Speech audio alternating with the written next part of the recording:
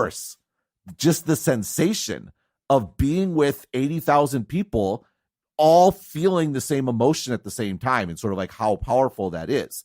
And, you know, what I want, ideally, the ideal outcome for this sort of immersive experience is you can sort of get it all, right? Like we saw there was that theoretical mock-up of like an F1 race where you could see you could have a visualization of the track and you could have a screen. You could sort of get it all in that case, which would actually be better than both. F1 is actually probably the sport that could be better than both. Mm-hmm. But what I want most of all, what I can't get from TV, is the feeling of being there.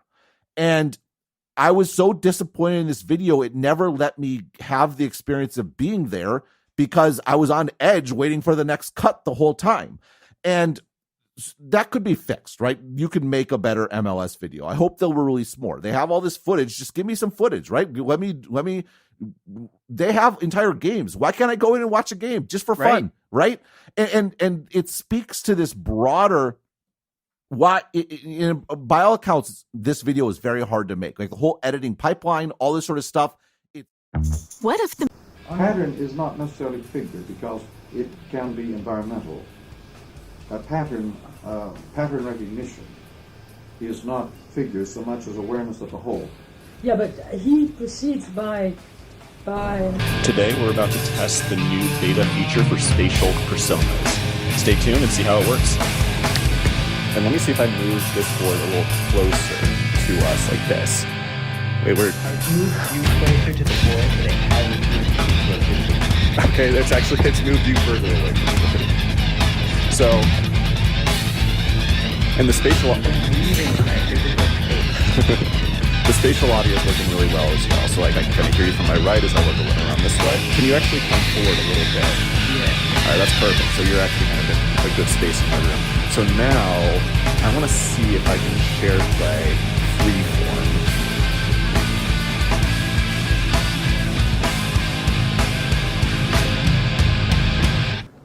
All right. You see this board in front of you? Yep.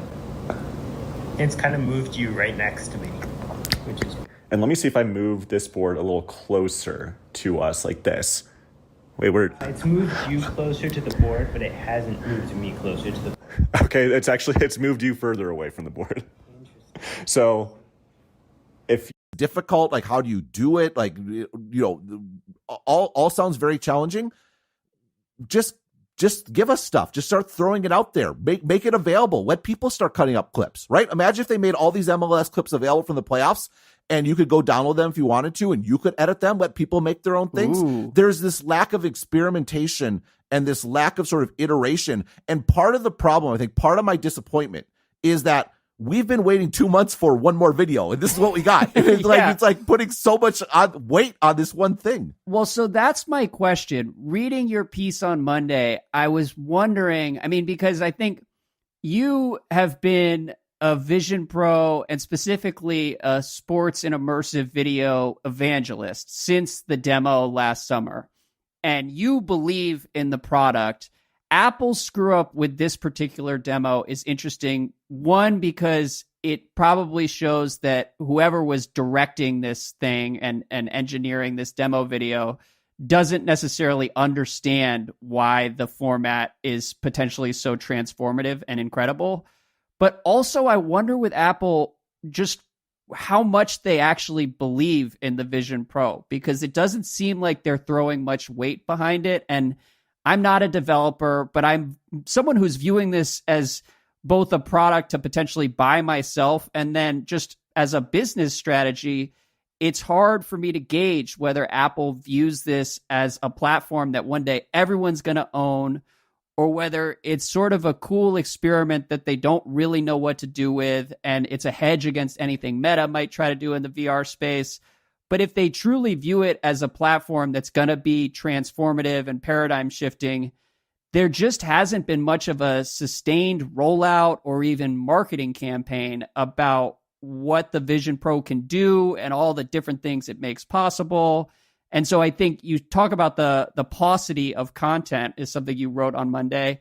And it's truly bizarre given how much hype there was when this first hit the market. It just has all sort of slowed to a crawl here. And if we're even crawling, I don't know if you could call us crawling at this point. Yeah, maybe kind of like rolling over like a limp body or something like that.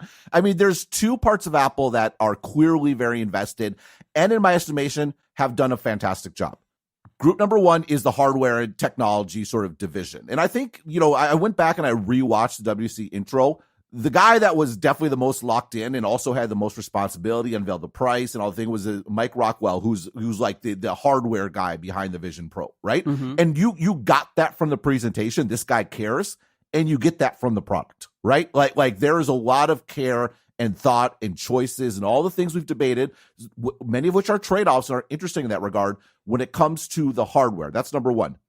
Number two is retail. Right? Like they put a lot of resources into having this demo experience, having you go in, how you're going to package all the things together. And it's not perfect. Like it takes a while to go in because they repackage everything, right? They